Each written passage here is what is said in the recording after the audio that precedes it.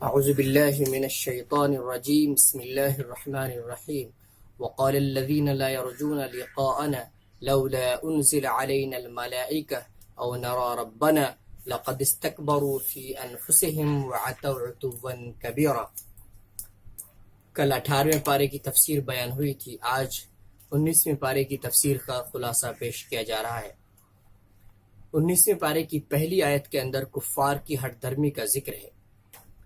کہ وہ لوگ جو اللہ سے ملاقات کی امید نہیں رکھتے، یقین نہیں رکھتے، وہ یہ کہتے ہیں کہ کیوں نہیں فرشتے ہمارے پاس آئے یا کیوں نہ ہم اللہ سے بات کر لیے۔ یعنی کفار یہ کہتے تھے کہ اللہ کو جب نبی ہی بھیجنا تھا تو فرشتوں کو بھیجتے، اسی طریقے سے اگر نبی سچے ہیں تو اللہ ہمیں خود براہ راست بتا دیتے۔ تو اس طرح کی جو باتیں وہ لوگ بہکی بہکی کرتے تھے، اس کے بارے میں قرآن یہ کہتا ہے کہ یہ لوگ سرکش ہیں، حق کو قبول کرنا نہیں چاہتے، تو ہٹ دھرمی میں اس طرح کی بیجا باتیں کرتے ہیں۔ اس کے بعد آیت 30 میں ارشاد ہے کہ رسول کہیں گے کہ اللہ میری قوم قرآن کریم کو چھوڑ بیٹھی تھی۔ سیاق و سباق سے پتہ چلتا ہے کہ یہ اس آیت کے مخاطب دراصل کفار ہیں۔ اس کے مخاطب کہ کفار کے بارے میں شکایت کریں گے، لیکن ہمیں بھی ڈرتے رہنا چاہیے کہ کہیں خدا نخواستہ ایسا نہ ہو کہ قرآن کریم سے دور رہنے کی وجہ سے، قرآن کریم کے حقوق ادا نہ کرنے کی وجہ سے، قرآن کریم کو صحیح نہ پڑھنے، اس کو سمجھنے کی کوشش نہ کرنے، اس پر عمل نہ کرنے کی وجہ سے کہیں ایسا نہ ہو کہ کل قیامت کے دن اللہ کے رسول صلی اللہ علیہ وسلم ہماری شفاعت اور ہماری سفارش کرنے کے بجائے ہمارے خلاف شکایتیں کریں۔ اسی لیے ہمیشہ قرآن کریم سے لو لگائے رہنا چاہیے اور قرآن کریم کے حقوق کو ادا کرنے کی فکر کرتے رہنا چاہیے۔ اس کے بعد آیت 32 اور 33 کے اندر کفار کے اعتراض کا جواب ہے کہ کفار یہ کہتے تھے کہ قرآن کریم کو ایک ساتھ کیوں نہیں نازل کر دیا جاتا۔ اللہ نے فرمایا کہ ہم تھوڑا تھوڑا اس لیے نازل کرتے ہیں تاکہ اے نبی آپ کو تسلی ملے۔ رسول اللہ صلی اللہ علیہ وسلم دین کی دعوت رات دن دیتے، انت تک کوشش کرتے، آپ بہت پریشان ہوتے، تھک جاتے جب کوئی بات نہیں مانتا، اور حتی الامکان کوشش کے باوجود بھی کفار بجائے یہ کہ حق کو قبول کرتے آپ کو پریشان کرتے۔ تو اللہ تبارک و تعالیٰ کوئی آیت نازل فرما کر نبی صلی اللہ علیہ وسلم کو تسلی دیتے اور آپ کو اس طریقے سے تسکین حاصل ہوتی۔ اسی طریقے سے کفار کے جب اعتراضات ہوتے تو اس کا کوئی جواب قرآن کریم میں آ جاتا۔ اس طرح سے اللہ تبارک و تعالیٰ نے قرآن کریم کو تھوڑا تھوڑا کر کے نازل کرنے کی حکمت بیان کی ہے۔ اس کے بعد آیت 53 میں ارشاد ہے کہ یہ وہی ذات ہے، یعنی اللہ تبارک و تعالیٰ جو دونوں دریاؤں کو ملا کر چلاتا ہے۔ یعنی ایک طرف پانی کھارا ہے، ایک طرف پانی میٹھا ہے، یہ دونوں ایک ساتھ چلتے ہیں لیکن دونوں اپنی امتیازات کو باقی رکھتے، دونوں ملتے نہیں۔ یہ اللہ کی قدرت ہی تو ہے، اور کیا ہے۔ چنانچہ امریکہ کے اندر بحر اٹلانٹک کے بارے میں آتا ہے کہ کھارا اور میٹھا پانی ہوا دونوں ایک ساتھ چلتے ہیں، لیکن دونوں الگ الگ رہتے، ملتے نہیں، حتیٰ کہ کھارے پانی کی جو مچھلی ہے وہ میٹھے پانی میں نہیں جاتی اور میٹھے پانی کی مچھلی کھارے پانی میں نہیں آتی۔ یہ اللہ کے قدرت کی نشانی ہے۔ اس کے بعد آیت 63 سے لے کر 76 تک اللہ کے نیک بندوں کے صفات بیان ہوئے ہیں۔ چنانچہ ارشاد ہے کہ رحمان کے بندے وہ ہیں جو زمین پر عاجزی سے چلتے ہیں، اور جب جاہل لوگ ان سے جاہلانہ بات کرتے ہیں تو وہ ان سے الجھتے نہیں، بلکہ وہ سلامتی کی باتیں کہتے ہیں اور ان سے نظر انداز کرتے ہیں، ان کو نظر انداز کرتے ہیں۔ اور آگے یہ صفات بتلائیں کہ جو راتوں کو اس طریقے سے گزارتے ہیں، اپنی رات اس طریقے سے گزارتے ہیں کہ اپنے پروردگار کے لیے کبھی سجدے میں ہوتے ہیں تو کبھی قیام میں، یعنی نوافل میں، تہجد میں رات کو گزارتے ہیں، اور جو اللہ تبارک و تعالیٰ سے یہ دعا کرتے ہیں کہ اللہ ہمیں جہنم سے پناہ دیجئے۔ اور اسی طریقے سے جب خرچ کے سلسلے میں ان کا رویہ یہ ہوتا ہے کہ نہ تو وہ فضول خرچی کرتے ہیں، نہ وہ بخل کرتے ہیں، بلکہ درمیانہ راستہ اپناتے ہیں۔ اسی طریقے سے جو اللہ کے ساتھ کسی کو شریک بھی نہیں ٹھہراتے اور اللہ نے جن جانوں کو حرمت بخشی ہے ان کو قتل نہیں کرتے، یعنی بلا وجہ کسی کو قتل نہیں کرتے، جو زنا کی برائی میں ملوث نہیں ہوتے، اور اسی طریقے سے جو ناحق کاموں میں شامل نہیں ہوتے، اور جب کسی بیہودہ چیز کے پاس سے گزرتے ہیں تو وقار کے ساتھ گزر جاتے ہیں۔ کوئی برائی ہو رہی ہے تو حکم یہ ہے کہ اسے روکنے کی کوشش کرو، لیکن اگر روک نہیں سکتے تو وہاں پہ شامل ہو کر ان کی حمایت نہ کرو، وہاں پہ کھڑے ہو کر یا ان کے آس پاس رہ کر، ان کے ساتھ رہ کر برے لوگوں کے وہاں سے گزر جاؤ۔ اور جب انہیں اپنے رب کی آیات کے ذریعے نصیحت کی جاتی ہے، ایک صفت یہ بتائی کہ جب انہیں ان کے رب کی آیات کے ذریعے نصیحت کی جاتی ہے تو وہ اندھے بہرے ہو کر نہیں گر جاتے اس پہ، بلکہ اس کو سمجھنے کی کوشش کرتے ہیں اور پھر اس پر عمل کرتے ہیں۔ اور جو دعا کرتے ہیں تو یہ کہتے ہیں کہ اے ہمارے پروردگار، ہمیں اپنے بیوی بچوں سے آنکھوں کی ٹھنڈک عطا فرما اور ہمیں پرہیزگاروں کا سربراہ بنا دے۔ یہ وہ لوگ ہیں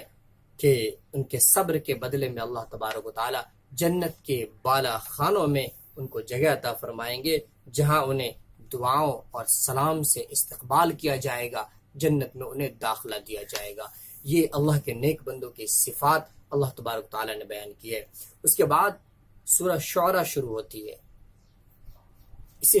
سورہ شعراء اس لیے کہا گیا کہ اس کے اندر شعراء لوگوں کا تذکرہ ہے اور ان کے سلسلے میں کچھ باتیں آئی ہیں۔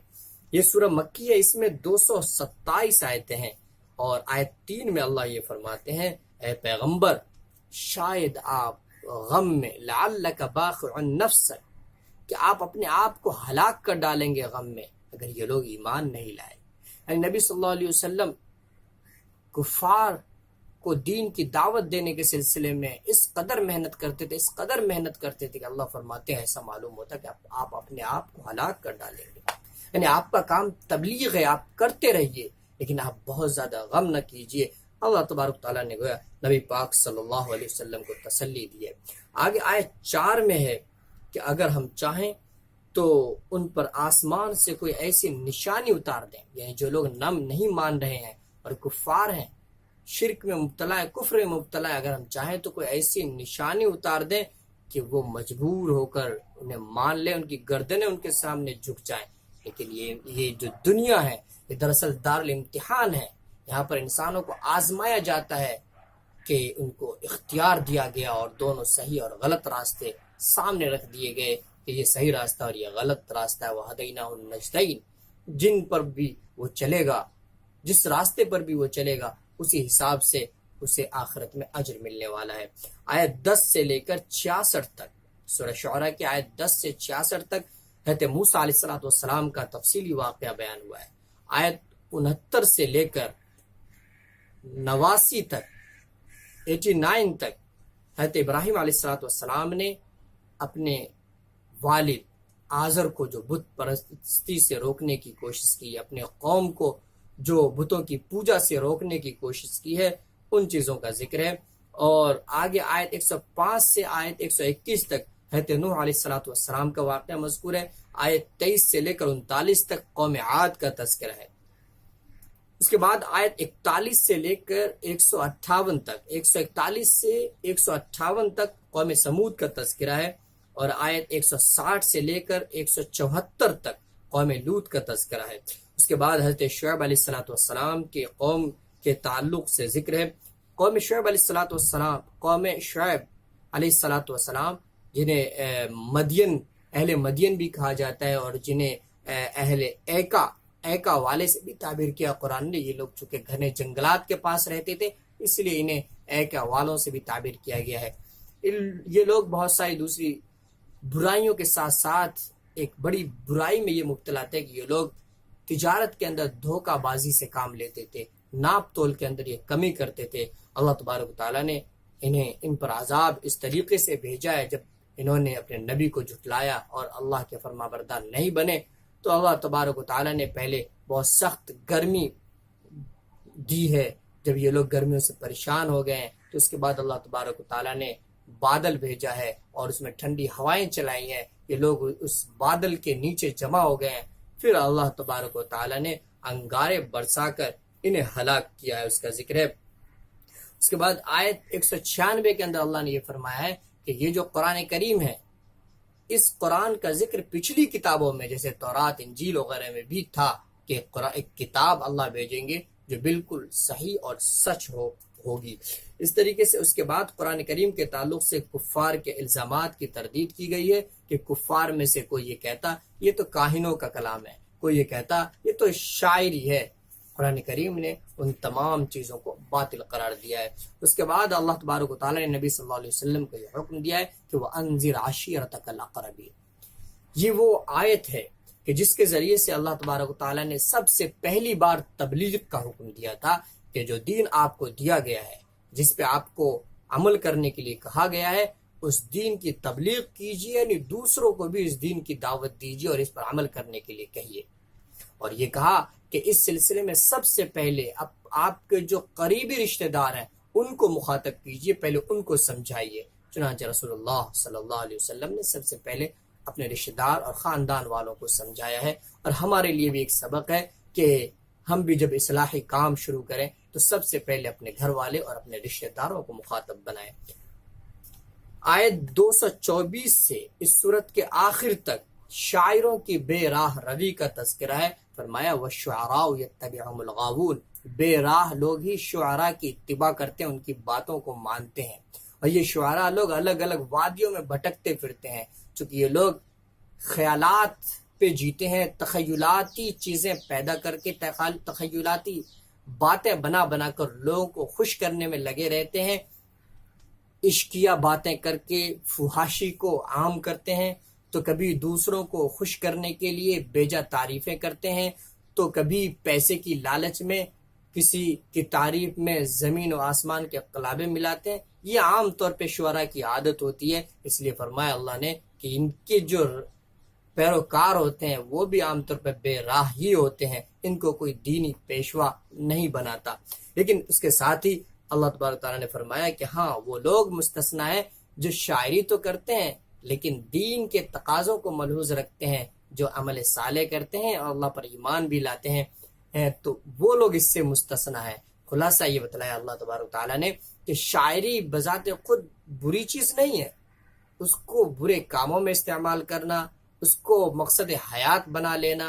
اور اسی میں رات و دن لگے رہنا دین سے غافل ہو کر یہ بری چیز ہے، ورنہ شاعری بذات خود بری چیز نہیں ہے۔ چنانچہ صحابہ میں سے حضرت حسان ابن ثابت رضی اللہ تعالیٰ عنہ، اور اس طریقے سے عبداللہ بن رواحہ رضی اللہ تعالیٰ عنہ، اور اس طریقے سے اور بھی کچھ صحابہ تھے جو شاعری کرتے تھے، نبی صلی اللہ علیہ وسلم کی مدح میں قصیدے پڑھتے تھے۔ خود رسول اللہ صلی اللہ علیہ وسلم نے حضرت حسان ابن ثابت وغیرہ کو اس طرح کے اشعار پڑھنے کا حکم دیا، اور کفار کے جو جاہلانہ اشعار تھے، اسلام کے خلاف اشعار تھے، ان کا جواب دینے کے لیے بھی کہا تھا۔ اس کے بعد سورہ نمل شروع ہوتی ہے۔ یہ سورہ مکی ہے اور اس کے اندر 93 آیتیں ہیں۔ آیت 6 تک قرآن کریم کی تعریف، مومن کے صفات اور غیر ایمان والوں کی حالت اور ان کی سزاؤں کا بیان ہے۔ آیت 7 سے لے کر 14 تک حضرت موسیٰ علیہ السلام کا واقعہ مذکور ہے، جب وہ اپنے اہل خانہ کے ساتھ مدین سے مصر تشریف لا رہے تھے تو راستے میں طور پہاڑ کے پاس آگ دیکھی تھی، پھر وہاں پر کچھ معجزات وغیرہ کا ظہور ہوا تھا۔ اس کی تفصیل سورہ قصص میں موجود ہے۔ آیت 15 میں ارشاد ہے، اور ہم نے داؤد اور سلیمان کو علم عطا کیا اور انہوں نے کہا تمام تعریفیں اللہ کی ہے جس نے ہمیں اپنے بہت سے مومن بندوں پر فضیلت عطا فرمائی ہے۔ بہت سے مومن بندوں پر فضیلت عطا فرمائی ہے۔ انہوں نے کہا آپ غور کیجئے، تو ہر انسان اب اگر غور کرے تو وہ دیکھ سکتا ہے کہ بہت سے ایسے لوگ ہیں جن سے اللہ تبارک و تعالیٰ نے انہیں بہتر بنایا۔ تو اللہ تبارک و تعالیٰ کا ہر وقت شکر ادا کرنا چاہیے کہ یہ بات صحیح ہے کہ بہت سے لوگوں سے وہ کم تر ہیں مالی اعتبار سے اور دوسری چیزوں کے اعتبار سے، لیکن بہت ساری چیزوں سے، سینکڑوں ہزاروں لاکھوں انسانوں سے بہتر بنایا ہمیں اللہ تبارک و تعالیٰ نے، اس لیے اللہ کا شکر ادا کرنا چاہیے۔ یہ نبیوں کا شیوا تھا اور یہی ہمارا بھی طریقہ کار ہونا چاہیے۔ آگے فرمایا اللہ تبارک و تعالیٰ نے، اور سلیمان کو داؤد کی وراثت ملی اور انہوں نے کہا اے لوگوں ہمیں پرندوں کی بولی سکھائی گئی ہے اور یہ اللہ کا فضل ہے. یعنی اس کے اندر دو باتیں کہی گئی. ایک تو یہ کہتے سلیمان علیہ السلام کو حضرت داؤد علیہ السلام کا وارث بنایا گیا. حدیث شریف میں ہے کہ نبیوں کے وارث نہیں ہوتے مال و جائیداد میں، لہذا حضرت سلیمان علیہ السلام اپنے والد حضرت داؤد علیہ السلام کے وارث مال و جائیداد کے اندر نہیں تھے، بلکہ سلطنت اور نبوت کے اندر وہ ان کے وارث تھے. اسی طریقے سے حضرت سلیمان علیہ السلام پرندوں کی بولی بھی سمجھتے تھے. آگے اس کا تذکرہ آ رہا ہے کہ ہدہد نامی پرندے سے جو انہوں نے بات کی ہے اس کا تذکرہ آگے آ رہا ہے. اسی طریقے سے جناتوں پر بھی حکومت دی تھی، اس لیے حضرت سلیمان علیہ السلام کا جو لشکر تھا وہ جب جاتا تھا تو ان کے ساتھ میں جنات، انسان، پرندے سب ہوتے تھے اور بڑی تعداد میں وہ لوگ ہوتے تھے، اور جس کی وجہ سے خاص طریقے سے اس کا انتظام کیا جاتا تھا. اس کے بعد آئے 17 اور 18 کے اندر یہ کہ حضرت سلیمان علیہ السلام کا جو لشکر ہے اس کا گزر چیونٹیوں کی وادی سے ہوا ہے. تو چیونٹیوں میں سے ایک چیونٹی نے کیا کہا، اے چیونٹیوں اپنے گھروں میں گھس جاؤ، کہیں ایسا نہ ہو کہ سلیمان اور ان کا لشکر تمہیں پیس ڈالے اور انہیں پتہ بھی نہ چلے. حضرت سلیمان علیہ السلام ان کی باتوں کو سمجھ گئے اور مسکرائے، اور اس کے بعد کچھ اور باتیں کہیں اس کا تذکرہ ہے. اس کے بعد آگے آیت 20 سے ہدہد، بلقیس اور قوم سبا کا واقعہ مذکور ہے. ایک دن حضرت سلیمان علیہ السلام پرندوں کی حاضری لے رہے تھے تو ہدہد نامی پرندہ وہ غائب تھا. حضرت سلیمان علیہ السلام نے کہا کہ میں اسے سخت سزا دوں گا یا اسے ذبح کر ڈالوں گا، مگر یہ کہ وہ کوئی مضبوط دلیل پیش کرے، کوئی معقول وجہ پیش کرے تو اور بات ہے، ورنہ اگر بلا وجہ وہ غائب ہوا ہے تو اس کو سزا دوں گا. اتنے میں وہ ہدہد پرندہ حاضر ہوا اور کہا کہ اے نبی آپ کو معلوم ہے کہ میں کہاں سے آ رہا ہوں؟ میں ملک سبا سے آ رہا ہوں، سبا نامی ملک سے آ رہا ہوں، اور وہاں پر جو قوم ہے سبا، قوم سبا، ان کا جو بادشاہ ہے وہ ایک عورت ہے، اور اس کے جو متبعین ہیں یعنی اس ملک کے جو باشندے ہیں وہ تمام کے تمام سورج کی پوجا کرتے ہیں. حضرت سلیمان علیہ السلام نے کہا کہ اگر تم سچ ہو تو میں اس کو جانچتا ہوں کہ تم سچ بول رہے ہو یا غلط. چنانچہ حضرت سلیمان علیہ السلام نے خط لکھا ہے اور خط دے کر اسے کہا ہے ہدہد سے جاؤ یہ خط لے جا کر اس کو دے دو، اور تم ایک سائیڈ میں بیٹھ جانا اور دیکھنا کہ ان کا کیا ریاکشن ہوتا، وہ کیا بولتے ہیں. چنانچہ بلقیس نام تھا اس ملکہ کا. جب اس ملکہ کے پاس یہ خط لے کر ہدہد پہنچا ہے تو اس نے دے دیا ہے اس کو. ملکہ نے خط کو دیکھ کر اپنے جو ان کے وزراء تھے، جو ان کے ارباب مملکت تھے، ان تمام لوگوں کی میٹنگ بلائی ہے اور یہ کہا ہے کہ لوگوں ہمارے پاس ایک باوقار خط آیا ہے، سلیمان کی طرف سے آیا ہے. اس خط کی ابتدا بسم اللہ الرحمن الرحیم سے ہوئی ہے، اور اس خط کے اندر کہا گیا ہے کہ سرکشی سے باز آ جاؤ، ہماری سرکشی سے باز آ جاؤ اور تابع بن کر یہاں پر آ جاؤ. ملکہ نے کہا کہ قوم کے سرداروں، جو بھی بڑا مسئلہ ہمارے سامنے پیش آتا ہے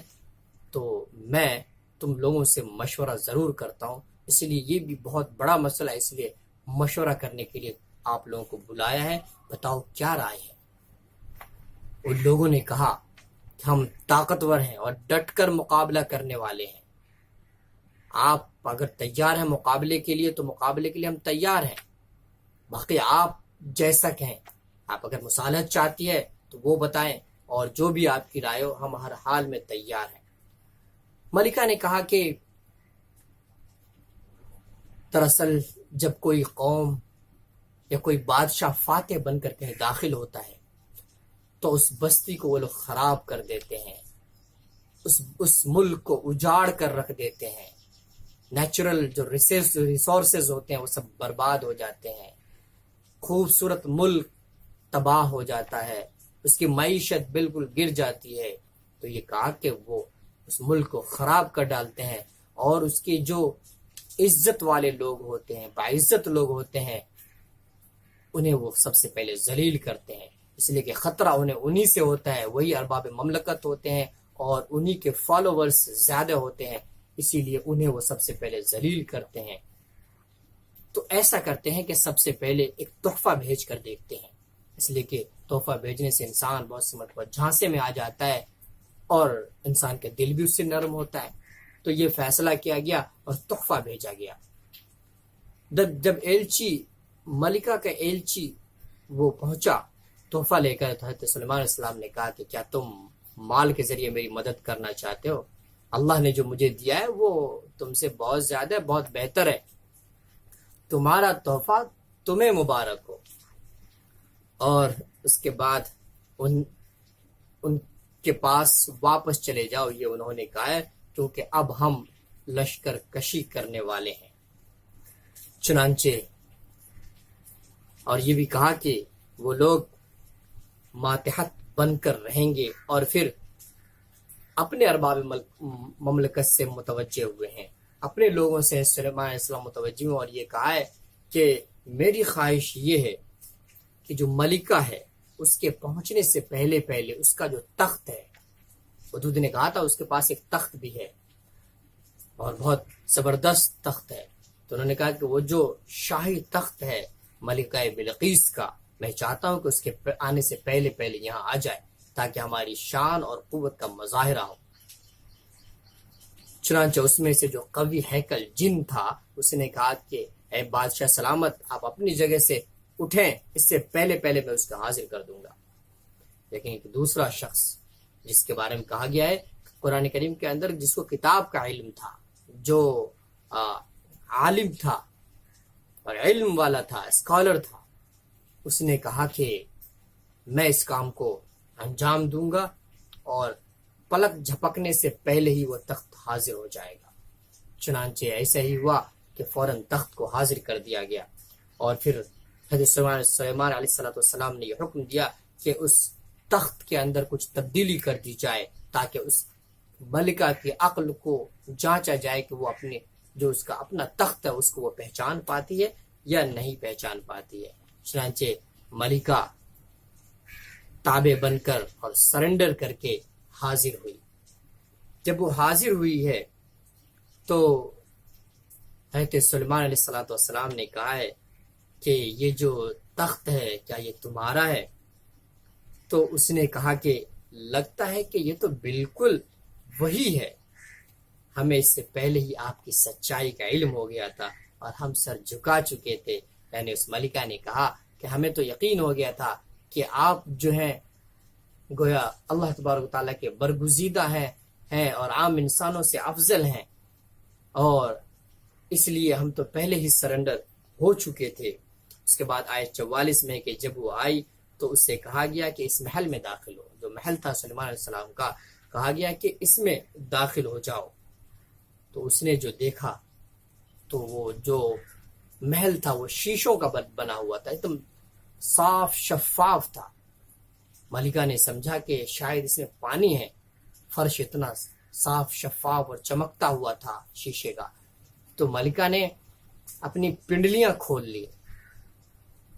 تو سلیمان علیہ السلام نے کہا کہ یہ تو محل ہے جو شیشوں کی وجہ سے صاف شفاف نظر آ رہا ہے۔ ملکہ بول اٹھی، میرے پروردگار، حقیقت یہ ہے کہ میں نے اب تک اپنی جان پر ظلم کیا ہے، اور اب میں نے سلیمان کے ساتھ رب العالمین کی فرما برداری قبول کر لی ہے، اور اس طریقے سے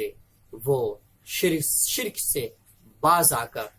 حضرت سلیمان علیہ السلام جس دین کی دعوت دے رہے تھے اس نے قبول کر لیا۔ سورہ نمل کی آیت 45 سے سورہ کے آخر تک قوم سمود اور قوم لوط کا تذکرہ ہے۔ اللہ تبارک و تعالی ہمیں قرآن کریم کو سمجھنے اور اس پر عمل کرنے کی توفیق عطا فرمائے۔